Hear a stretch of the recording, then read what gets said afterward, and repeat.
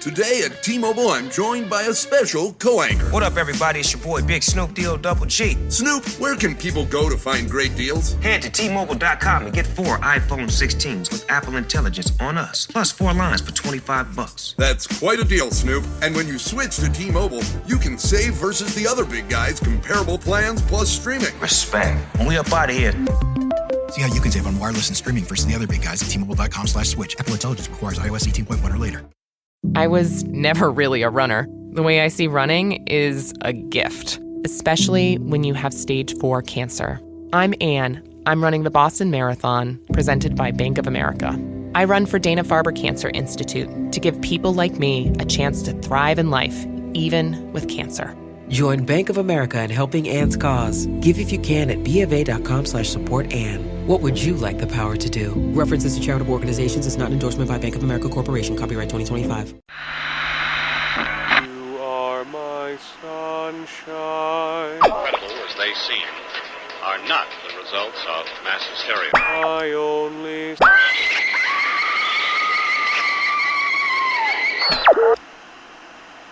You may wish to adjust the dial. You are currently tuned into the wrong station.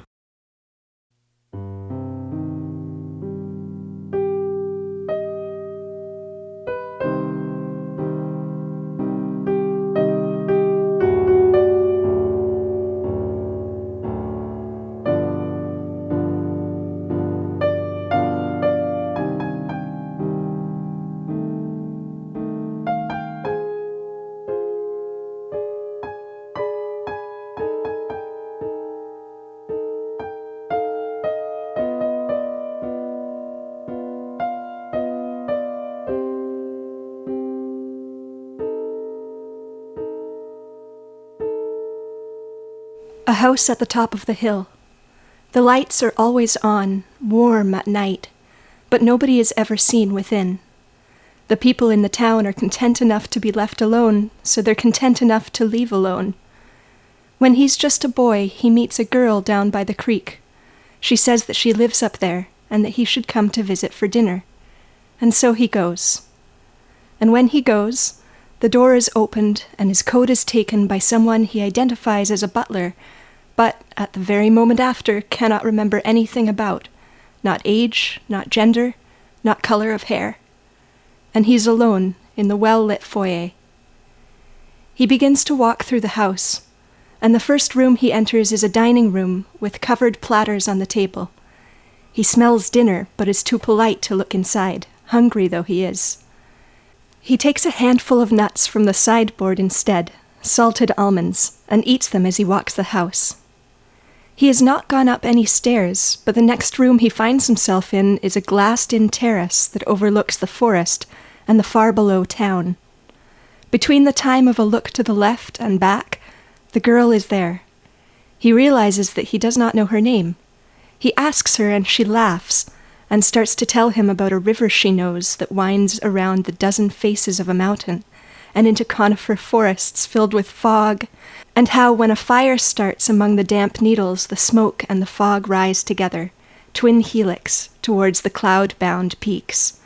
And without a break between, she tells him about a place she knows where dry straw broken grass pricks up from red-veined and black soil for 100 miles to the mountains, and how small horses live on the plain, and when the winter comes they stand together against the white wind and the white sky, manes and tails flowing together, brown into black, with a 100-mile-away mountain standing, whiter against white behind him. And after she tells him this story, she kisses him for a long, perfect moment and leads him back to the dining room. When she opens the tureens, one is filled with cedar needles, the other full of black earth, veined with red, with yellow bits of broken straw grass shooting up and through. Gingerly he takes a small fingerful of the soil, and when he holds it up to the light is moonlight, and he's standing alone at the crest of the hill, cold in the clammy air of a rainy spring night. In after years he becomes a bitter and suspicious old man, and when he sees children at the creek he shouts at them and drives them away with his cane.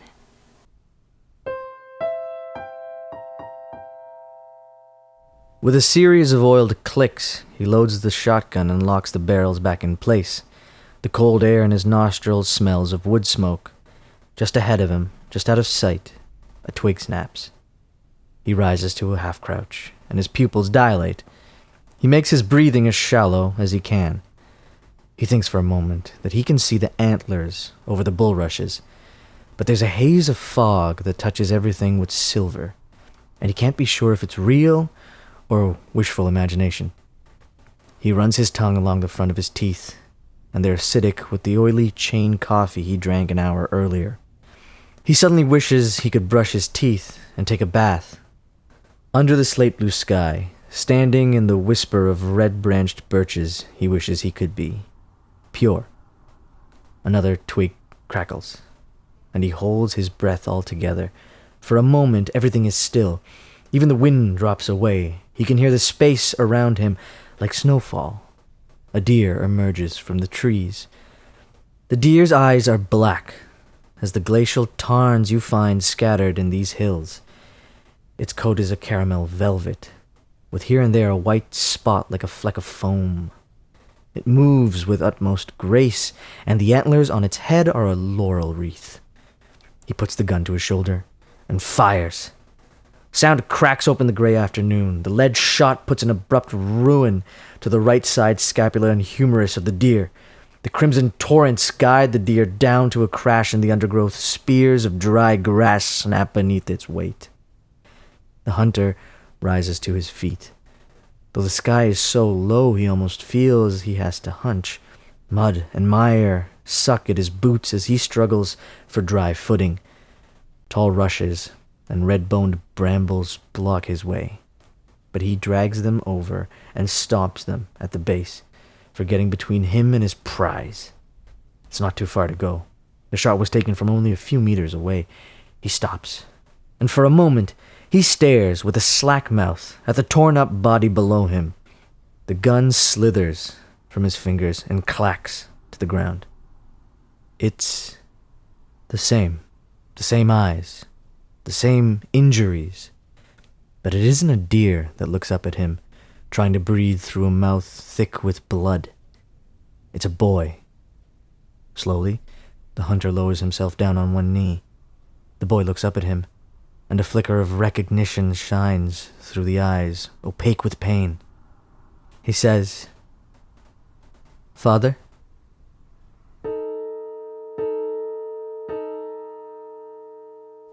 She's playing in the woods with her big brother, because it's the middle of September, and the thick humidity of the later summer has slipped itself out of the pines and the sycamores and disappeared to the south.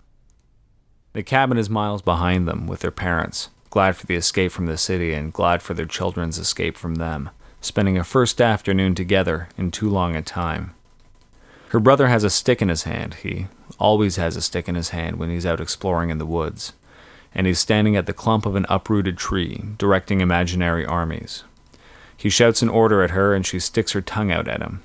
He brandishes his stick, but neither of them takes seriously the idea that he'll hit her with it. He's her big brother, and they both know that he's there to protect her, always. They hear a rustling in the woods, and they look at one another, and he raises a finger to his lips. Shh. Then he points in the direction of the noise, and she nods, and they move towards the noise together, trying to take soft, scoutly footsteps, but instead managing to rustle more dry leaves and crack more dry twigs than if they'd walked normally. They reach the top of a steep slope, and looking down through the dusty trees, they catch a glimpse of a black-brown shape lumbering out of sight. "It's a bear," he hisses at her, and her eyes widen as she puts her arms around herself. "We should go back," she says. He shakes his head. "It's only a black bear," he says, "and it doesn't have any cubs. We can get a better look without being in any danger." She says she's scared, but he says it's okay, and begins to creep down the slope. Because he's her brother, she goes with him. They can still hear the crackling up ahead, but they don't catch another glimpse.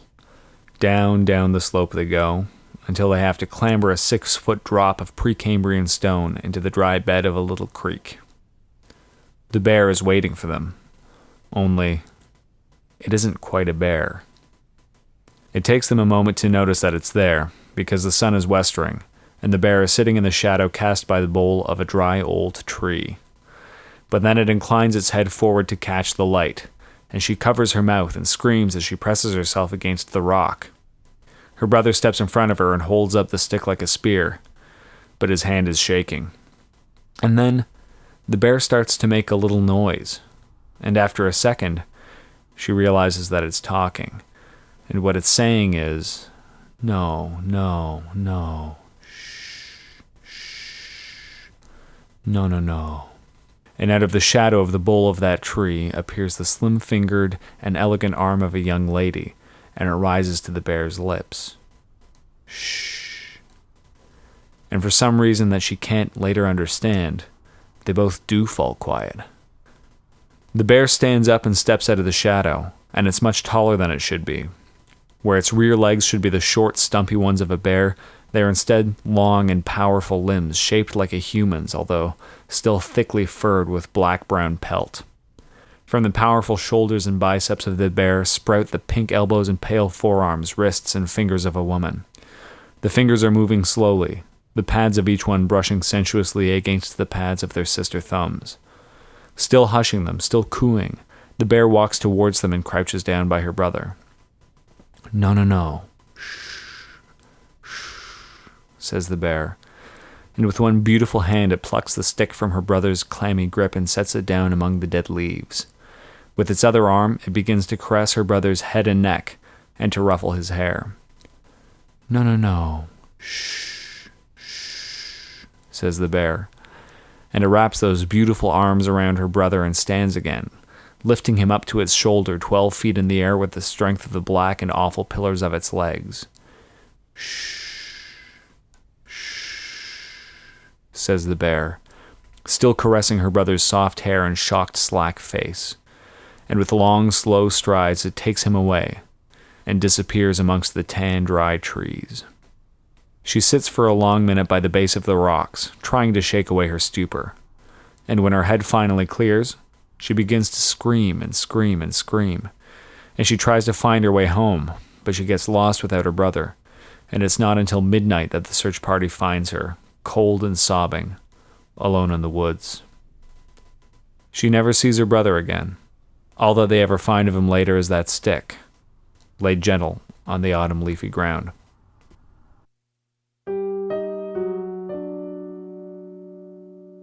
In the house where he grew up, there had been a deck of cards in an old drawer, and he had never known what game they were meant for.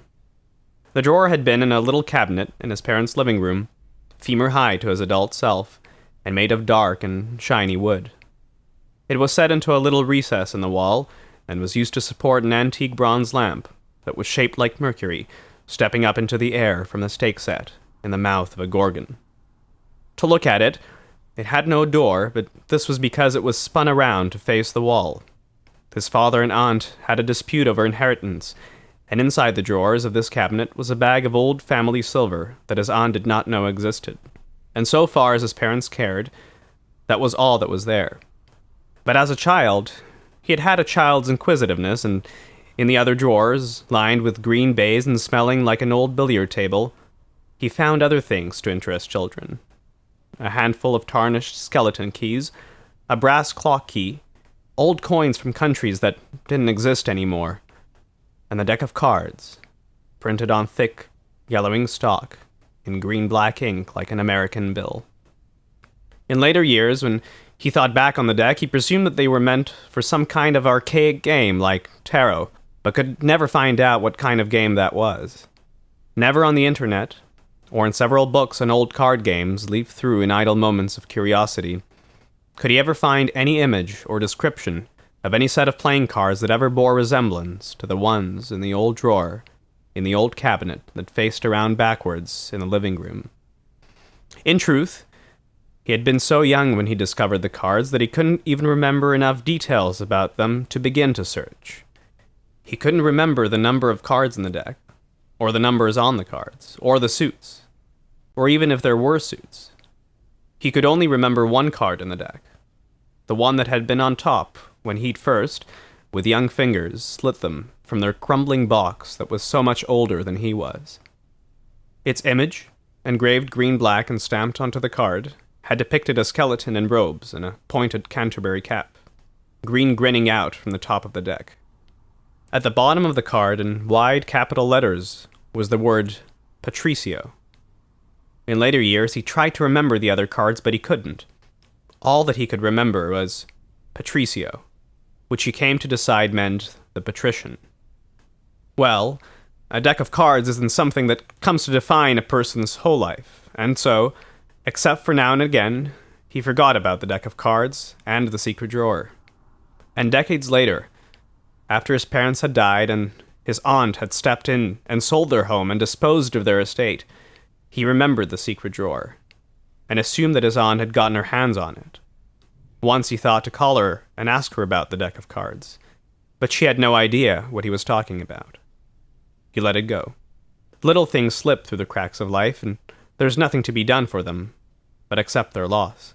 And more decades passed, and he had his own children, and he got old, and by they placed him in a home and forgot about him.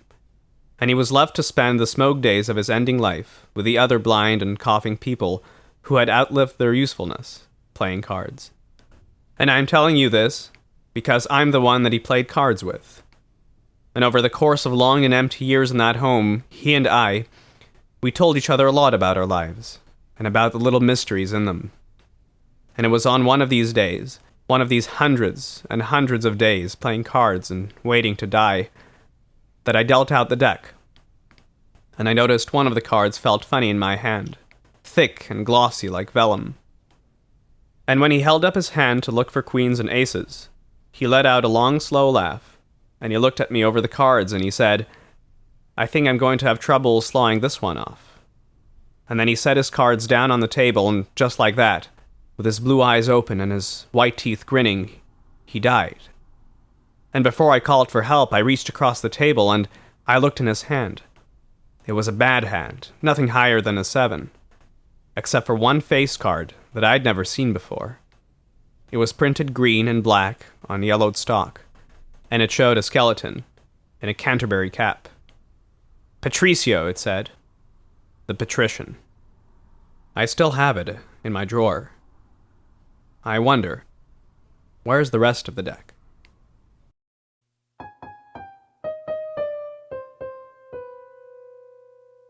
He took shelter in the villa that afternoon. The heat hadn't broken yet, and the countryside all around him, far from looking like the postcards and the storybooks and history books from his childhood, had turned into a yellow-brown dust bowl. He was thirsty when he finally dragged himself into the villa. More than thirsty, in fact. He was dying of thirst. He had used his last half-mouthful of brackish water 10 miles earlier, and the inside of his throat felt like it was as full of ochre and yellow broken-quill grass as the landscape around him. Although it had been badly bombed, the villa was still magisterial. Every room, every courtyard, every corridor was shaded and cool to walk, but still cascaded with white sunlight. It was very quiet, very still. The distant boom of guns seemed only to bolster up the stillness, as did the rare drone of a solitary insect. The enemy had been through the villa already and plundered it. All the food in the ransacked larders had been taken or spoiled. Worse, the faucets and cisterns were dry. The surge and kick of panic in his chest was only deadened by sheer exhaustion and sheer thirst. And then he heard the lilt of trickling water. He followed it down a hallway and round a corner. This was an even older part of the building, and close to the floor, the walls here were raised of ancient tufa blocks. The hall came to a dead end, but on the other side of the wall he faced, he could hear the singing, running water. A bomb blast had torn away a section near the ceiling, and a wedge of hot sunlight slid through the gap. With a running start, he jumped off the wall and caught a hold of the ledge. Exhausted, even from the short exertion of dragging himself up, he rested on the broken wall for a long moment, before pulling himself through to thump down in the spiky grass of a hidden courtyard. It was now high noon, and the sun was impossibly bright, amplified by the brightness of thirst and exhaustion. He held a hand up and cast a palm of shade over his eyes. The courtyard was small, and in one corner squatted a tiny, ancient olive tree. its silvery leaves unbearable to look at in the sun's glare. Behind it, several arches stood out from the wall, the spaces underneath them bricked up long ago. One of these bricked-up sections had been tumbled open by the tremors of nearby bomb blasts, and the cool darkness of the interior beckoned to him through the heat. But the music of flowing water came from inside the courtyard. In the center, an elbow of stone jutted up from the yellow grass. A girl's face had been carved onto its surface long ago, and she and her border of acanthus leaves had been badly weathered by time. What interested him, though, was that a crystal bulb of icy water boiled up from the top of the stone and rilled down to fill a deep, clear pool in front of it. A holy spring, he thought. But at the same time, in that way where it's possible for two words to be interposed on top of one another in a tired mind, he thought of it as a haunted spring. But these thoughts rose up in the peripheral parts of his mind, because he was already throwing himself onto the points of the grass and thrusting his cracked hands into the water. He plunged them in up to the wrist, and he looked at them for a moment, blurry in that cold other world. And then he pulled them up to his parched and bloody lips and drank. For a long, ecstatic moment, the brightness of the afternoon stole over and obliterated him, and he was one with the sunlight and the bright water and the silver leaves of the ancient tree. Then his hands were empty, and he plunged them in again, and he drank until his whole dehydrated body felt as swollen as a water skin. At last satisfied, he dragged himself to the shade of the olive tree and allowed himself to rest. A splash woke him. It had not been long, maybe 10 minutes, maybe an hour, but the sun was still bright enough beyond the shade that the world seemed white when he squinted out at the fountain. Something about the rock struck him as strange, now that he looked at it again. He blinked again, and his eyes adjusted a little to the light, and he realized that the strange grey hump that protruded from one face of the rock was the shoulder of a man, leaning against its opposite side. He stiffened, and tree bark rasped him through his threadbare uniform. Grey was the enemy's color, and this whole time he had been sleeping 3 heartbeats from a hostile knife. But the splash had not been made by the enemy soldier. He was on the opposite side of the rock from the pool, dozing in the leeward shade. The splash had come from the pool itself.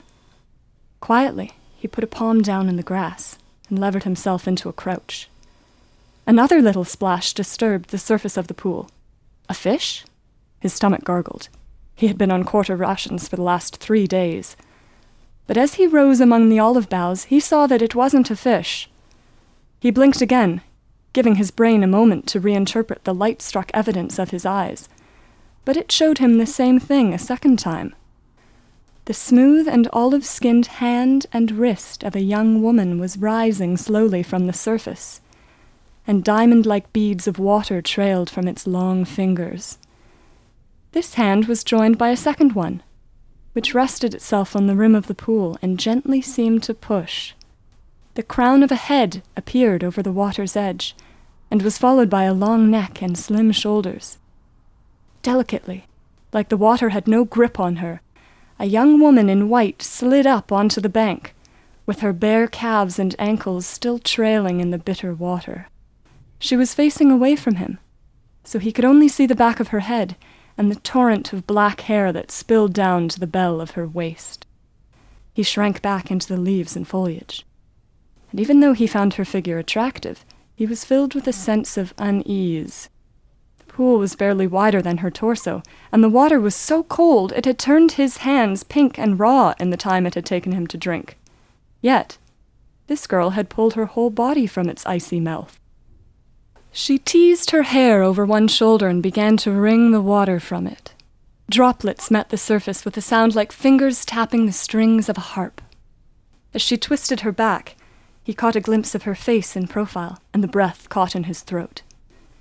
She was as beautiful as any man or woman that he had ever seen, but some peculiarity about the line of her jaw jangled in his eyes.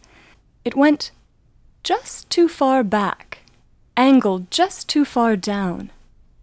She stretched and yawned, and as she did, he saw her mouth was full of needle-sharp teeth, each one 1.5 inches long, pearlescent, and fanned to nestle in among its neighbors. He made a small noise. Slowly, she turned to look over her shoulder, and a wisp of amusement floated over her face as she saw him hidden in the olive tree. She pulled one foot from the water and placed it underneath her, half turning to face him. Her eyes were black as well. Not the black of olives, but the deep black of underground, of the hidden waters where the spring had its origin. Flicking her still damp hair and twisting a delicate wrist, she beckoned him out into the sunlight. But he would not go.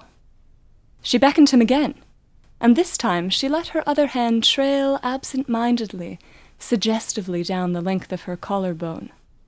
He pressed farther back into the arms of the olive tree. Her face twisted, and she looked away in frustration. But as she did, she caught sight of the enemy's shoulder. She looked back up at him, and gave him a different kind of smile than before. Complicit. Teasing. Oh, you shouldn't have. With a slow, sashaying walk, she made her way around the rock to where the enemy soldier lay sleeping. He stepped out from the olive tree. It was still so hot, but his sweat was cold, and his hands kept clenching and unclenching, the pressure of his fingernails leaving little crescents in the palms of his hands. She looked at him over the stone, and blessed him with a long, slow wink as she unhinged her jaws. He almost shouted a warning, but then he thought about that hated grey uniform, and all the people he'd seen die, and his jaw cranked tight. His heart contracted inside him, and he stood still and said nothing. She bent down, and the stone blocked his line of sight. For a long succession of minutes he stood still in the bright sun, now trembling slightly at the fingertips, and listened to awful noises. At length, long length, the screaming and the hoarse calls for help died down, and all he could hear was the wet sound of chops on flesh and the sad rustle of wind in the olive boughs. Although his watch was broken, and he did not know it, this lasted for 20 minutes.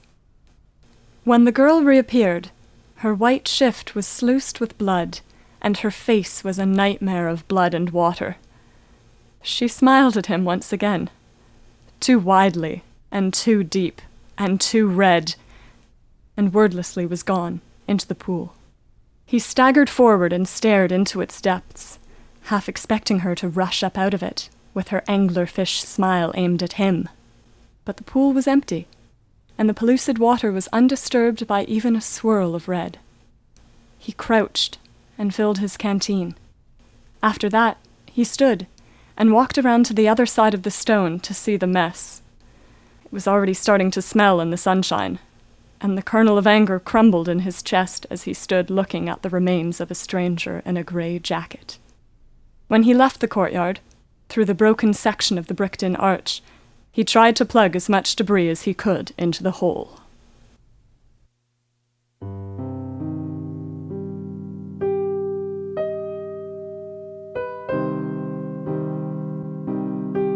The Wrong Station is created and produced by Alexander Saxton and Anthony Botello, with music composed by Ilan Tzitrin and original artwork by Jenny Henderson. This week's episode, Short Snips, was written by Alexander Saxton and featured Emma Burns, Titania Valladares, Alexander Saxton, Ilan Tzitrin, and Rachel Hart in order of appearance. Tune in every Thursday for full-length episodes. You can follow us on Facebook and Twitter, and leave a review on iTunes. You can also email us at thewrongstation@gmail.com. Until next time, thank you for listening.